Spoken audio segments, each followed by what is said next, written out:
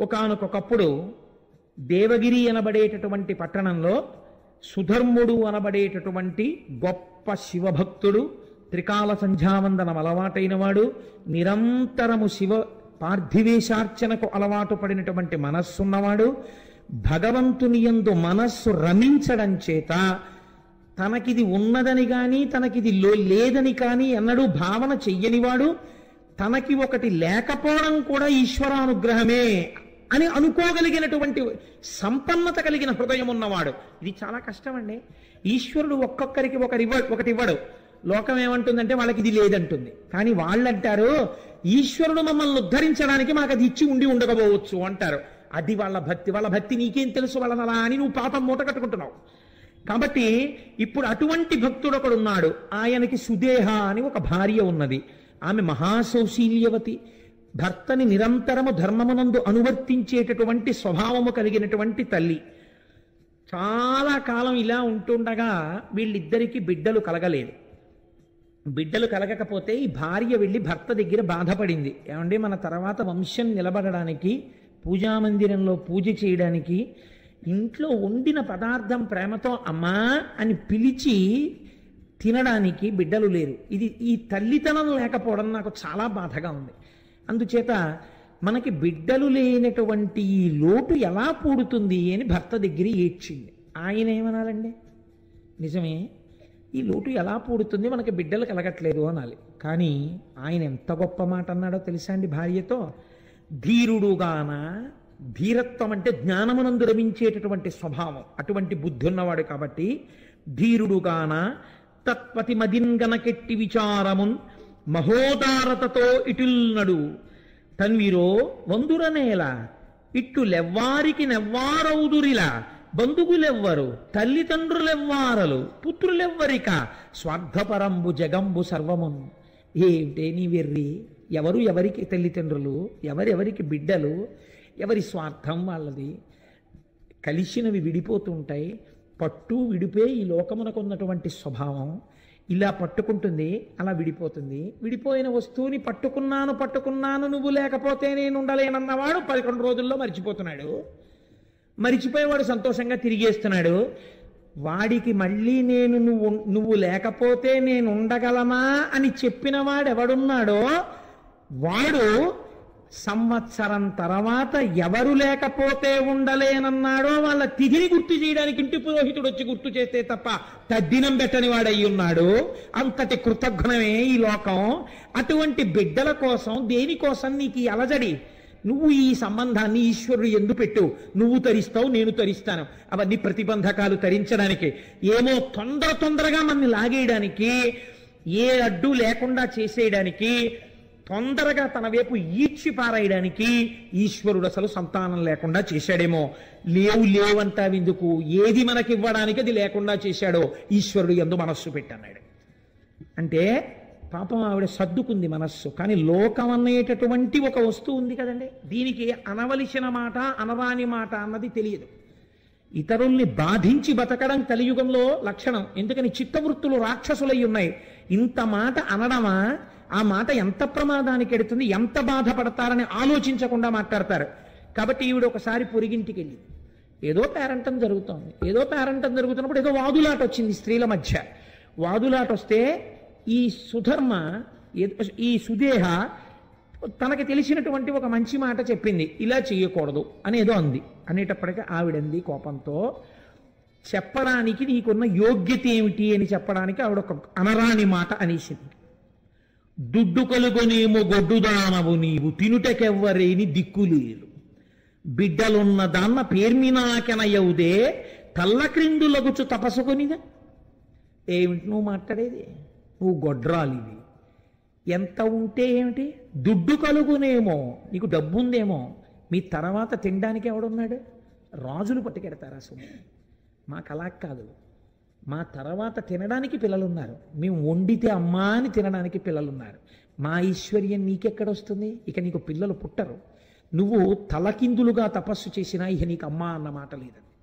నిజంగా అది ఒకళ్ళు అనక్కర్లేదండి. అలా అనిపించుకోలేకపోయిన వాళ్ళు ఎంత బాధపడుతుంటారో. నాకు ఈ పద్యం చెప్పడానికి ఇవ్వాలి నేను ఇక్కడికొచ్చి కూడా పుస్తకం తిప్పా, దీన్ని ఆపి చెప్పడం ఏమైనా కుదురుతుందా అని.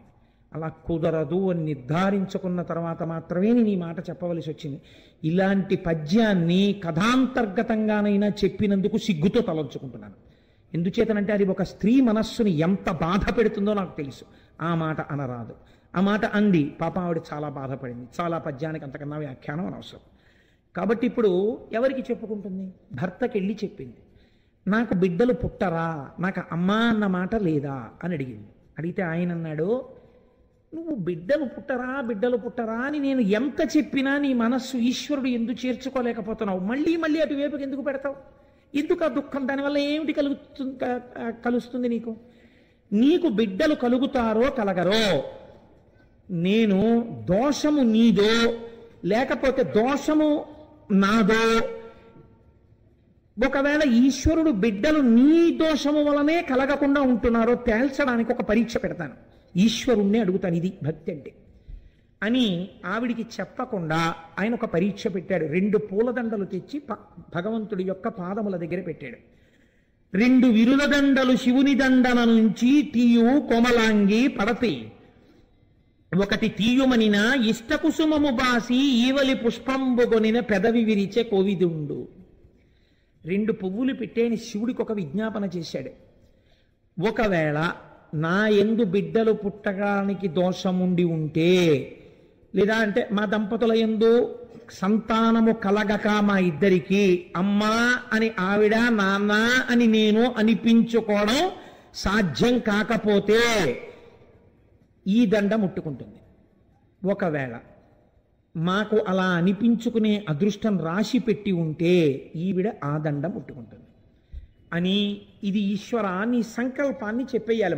మాకు సంతానాన్ని ఇద్దామనుకుంటున్నావో అనగా మా ఇద్దరికీ కలిపి ఇవ్వాలనుకుంటున్నావో చెప్పేయి అని 2 దండలు పట్టి, నువ్వు ఇక నన్ను ఎన్నడో నాకు బిడ్డలు కలగరా అని అనరాదు, ఇది ఈశ్వర శాసనం, ముట్టుకో అన్నాడు. ఆయన ఏ దండ ముట్టుకుంటే పిల్లలు పుడతారని సంకల్పం చేశాడో అది విడిచిపెట్టి 2వ దండన ఆవిడ తీసింది. ఆయన అన్నాడు, పెదవి విరిచే కోవిదుండు, కాబట్టి మన ఇద్దరికీ సంతానం కలగరు, ఇంకా నువ్వు ఈ ప్రశ్న నన్ను వెయ్యవద్దు, నువ్వు చక్కగా సంతోషంగా ఈశ్వరుడు యందు మనస్సు పెట్టుకో అంటే ఆవిడంది, అలా వీల్లేదు, నాకు కొడుకు పుట్టకపోయినా నాకు బాధ లేదు, నేను అమ్మా అని పిలిపించుకోవడానికి మీరు ఇంకో పెళ్లి చేసుకోండి, ఆమె వలన సంతానం కలుగుతారు కదా, కలిగినప్పుడు నన్ను అమ్మా అని పిలిస్తే నాకు చాలు, కాబట్టి మీరు పెళ్లి చేసుకోండి అంటే ఆయన అన్నాడు, ఇది చెప్పినంత తేలిక కాదు, ఇది ఒకనాడు నీ యందు పినుభూతమై కూర్చుంటుంది. ఏమవుతుందో తెలుసా? అనవిని ఇప్పుడు ఇట్టులే నీవనెదవు వేరోర్తి పెండ్లి ఆడిన సవతిన్గని పోరుసేతువెంతయు అనుమానము లేదు పెండ్లి ఆడను మరలన్. నాకు సంతానం అక్కర్లేదే, ఈశ్వరుడు ఉన్నాడు చాలు. ఇప్పుడు ఇలా అంటావు, నిజంగా రేపు నేను వేరొక స్త్రీని వివాహం చేసుకుని ఆమె వలన నాకు బిడ్డలు కలిగితే నీ యందు అసూయ ప్రబలుతుంది, పెద్ద గొడవలవుతాయి, మనశ్శాంతి పోతుంది, శాంతి లేని చోట ఈశ్వరోపాసన ఉండదు, కాబట్టి నేను పెళ్లి చేసుకోనన్నాడు. ఆవిడ చచ్చిపోతానన్నంత హఠం చేసేసి, నువ్వు చేసుకుని తీరవలసిందే. ఆవిడ మాట కాదనలేక ఆవిడ చెల్లెల్ని వివాహం చేసుకున్నాడు. ఆ చెల్లెల్ని వివాహం చేసుకున్నాడు, ఆమె పేరు గుష్మా. గుష్మా అనబడేటటువంటి స్త్రీని వివాహం చేసుకున్నాడు. సంతోషంగా కాలం గడుస్తోంది. ఆవిడకి ఒక లక్షణం ఉంది, ఏది ఇంట్లో జరిగినా ముందు అక్కగారికే చెప్పేది. భర్త కూడా పెద్ద భార్యని గౌరవించి మసలుతున్నాడు. ఆవిడ ప్రతిరోజు కూడా 101 పార్థివలింగములకు అర్చన చేసేది. అర్చన చేసి పూజ అయిపోయిన తర్వాత 101 శివలింగాల్ని తీసి ఒక సరోవరంలో కలుపుతూ ఉండేది ఆవిడ. అదొక నుయ్యని మీరు అనుకున్నా పెద్ద దోషం ఏం లేదు, ఒక విశాలమైన సరోవరం కలుపుతూ ఉండేది. ఇలా ఆవిడ 3 సంవత్సరములు 101 శివలింగాల్ని ఆరాధన చేసింది. ఇప్పుడు ఆవిడ చేసిన శివ పూజ వలన ఆయనకి కూడా నాన్న అని పిలిపించుకునే అదృష్టం వచ్చి ఒక చిత్రం జరిగింది. అంటే 101 శివలింగాల్ని 30 రోజులు పూజ చేస్తే 30 రోజులు పూజ చేయడానికి ఒక స్త్రీకి అధికారం ఉండదు, కాబట్టి కొద్ది రోజులు తగ్గితే ఓ దగ్గరగా ఓ 3,000 దగ్గరలో అవుతాయి. 3 ఏళ్లు పూజ చేస్తే ఇంటూ 36. మామూలుగా అయితే 1,09,080 శివలింగాల్ని పూజ చేయాలి. అంటే దగ్గరగా 1,00,000 పూర్తయ్యాయి. పూర్తవగానే ఆవిడ గర్భాన్ని ధరించింది. అంటే అంత పాపం ఇంత అర్చనతో పూర్తయింది, విరిగిపోయింది. ఇప్పుడు ఆవిడ 3 సంవత్సరముల తర్వాత గర్భం ధరించి పండులాంటి మగపిల్లాన్ని కంది. ఇంట్లో అందరూ సంతోషంగా ఉంటున్నారు. ఆ పిల్లవాడితో అమ్మ అని పిలిపించారు సుదేహని. ఆవిడ కూడా చాలా సంతోషంగా ఉంటుంది. ఆ పిల్లవాడు పెద్దవాడు అవుతున్నాడు, ఈయన కొడుకు కూడా పుట్టేశాడని ఇంకా భగవంతుడి యందు మనస్సు పెట్టేసుకున్నాడు. నాకు బిడ్డనిచ్చిన వాడెవడో వాణ్ణి, ఆ బిడ్డని కూడా రక్షిస్తాడు, చాలు కొడుకు కూడా పుట్టాడు, ఇంకా ఏమిటి, మెల్లిగా మనస్సుని ఈశ్వరుడు యందు చేర్చేయాలని ఈవిడ రోజు 101 శివలింగాల్ని ఆరాధన చేయడం అలాగే చేస్తాం. ఇలా కొన్నాళ్ళు జరిగిపోతే ఆ పిల్లాడికి యుక్త వయస్సు వచ్చేసింది వివాహానికి. వాడికో సంబంధం చూశారు, మంచి ఐశ్వర్యవంతులైన బ్రాహ్మణుల యొక్క సంబంధం కుదిరింది. ఈ పిల్లాన్ని వివాహం చేశారు. మంచి కోడలు ఇంటికి వచ్చింది. ఇక్కడ ఒక చిన్న ఇబ్బంది వచ్చింది. వీళ్ళైతే ఈవిడ్ని గౌరవంగా చూశారు, కానీ వియ్యాల వారని ఒకరు ఉన్నారు కదా, వారు సహజంగా ఎవరిని ఎక్కువ గౌరవిస్తారు? ఆ పిల్లవాడి యొక్క సొంత తల్లి, కన్న తల్లి ఎవరో ఆవిడికి పెద్దపీట వేశారు వాళ్ళు. వియ్యపు వారలు వారల వియ్యంబులు గుష్మనెంత వేడుక చూడన్ కొయ్యతనంబున నొర్వక గయ్యాలి సుదేహం ఎండుగా తపించన్. మా వియ్యపురాలు అని గౌరవం ఇచ్చి ఎంతో ప్రేమగా చూసి అన్నింటికి మా వియ్యపురాలని ఈవిడ్ని పిలిచేవారు. ఆ వియ్యాల వారు కూడా ఈవిడ్ని పిలిచేవారు. ఎంతైనా నేను వియ్యపురాలని కాను, కన్న తల్లి కాబట్టి అదే వియ్యపురాలు, చూశావా నేను కాలేకపోయానన్న కక్ష పెరిగిపోయింది. వీళ్ళు అసూయ ప్రబలడానికి ఇది హేతువైనది. ఇంత కష్టపడినా ఒకరోజు కొడుకు కోడలు ఒక పాన్పునందు శయనించి ఉన్నారు. శయనించి ఉండగా ఈవిడ అసూయ రోజు రోజుకి పెరిగింది. నా చెల్లెలైనటువంటి గుష్మకి ఇంత గొప్పగా ఆదరణ కలగడానికి కారణమేమి? ఆవిడ శివ పూజ అని ఈవిడ గుర్తించలేకపోయింది. ఆవిడ అనుకుంది ఒక కొడుకు ఉండడమే, ఆ కొడుకే లేకపోతే ఇంత ఆనందంతో ఉన్నటువంటి చెల్లెలు కళ్ళ వెంట నీటిధారలు కారుతుండగా గుండెలు బాదుకుని ఏడిస్తే తప్ప నా అగ్నిహోత్రం చల్లారదు అని ఒక రాత్రి వేళ భార్యతో కలిసి నిద్రపోతున్నటువంటి పిల్లవాడి గదిలోకి వెళ్ళి ఒక కత్తితో ఆ పిల్లవాడిని పొడిచి చంపేసింది. చంపేసి ఆ పిల్లవాడి శరీరాన్ని కోసేసింది, ముక్కలుగా కోసేసి ఇవన్నీ కలిపి మూట కట్టింది. అంటే ఎంత భావనా వ్యగ్రతని పొందేసిందో చూడండి. ఇంకా ఇవి మూట కట్టి తీసుకెళ్ళి రోజు శివార్చన చేసి నీటిలో కలుపుతుంది కదా, దీని బతుకు బయటికి రావాలని తీసుకెళ్ళి ఆ శివలింగాల్ని కలిపే చోట నీళ్లలో ఈ శరీరం ముక్కలు పారేసి. తెల్లవారింది. పాపం ఆ పిల్ల ఇంకా చిన్నపిల్ల, కోడలు అష్టవర్షేత్ భవేత్ కన్యా అని కదా, ఏదో 12 ఏళ్ళు ఉంటాయేమో, 13 ఏళ్ళు, గుర్రు పెట్టి నిద్రపోతోంది శుభ్రంగా చక్కగాను. తెల్లవారింది, లేచింది. ఈలోగా తెల్లవారకట్ట లేచి నదీ తీరానికి వెళ్ళిపోయాడు. ఆయన సంధ్యావందనం చేసుకుని ధ్యానం చేసుకోవడానికి గుళ్ళో. ఈవిడేమో కూర్చుని 101 లింగాల్ని అర్చన చేస్తోంది. ఆ పిల్ల నిద్ర లేచి చూసింది, తన ఒంటి మీద పక్క మీద నెత్తురు అట్టలు కట్టేసింది. తన భర్త శరీరంలో కొన్ని భాగాల యొక్క ముక్కలు మంచం మీద పడున్నాయి. ఆవిడిది చూసి గొల్లుని ఏడుస్తోంది కోడలు. సుదేహ గబగబా లోపలికి వెళ్ళి చూసి, అయ్యో కొడుకు పోయాడమ్మా అని ఈవిడ కూడా ఏడుస్తూ ఈ గుష్మ ఏడవదే అని చూస్తోంది. ఈ గుష్మ శివార్చన చేస్తోంది. ఆవిడంది, ఎవడా బిడ్డలనిచ్చాడో వాడా బిడ్డకి రక్షకుడు, వాణ్ణి ఆయన రక్షిస్తాడు, వాడు ఎక్కడున్నా రక్షింపబడతాడు, వాణ్ణి కోసినా కాల్చినా చంపినా వాడు బ్రతికి తీరుతాడు, వాడు రక్షిస్తుండగా నేను వీడి పూజ ఎందుకు ఆపాలి?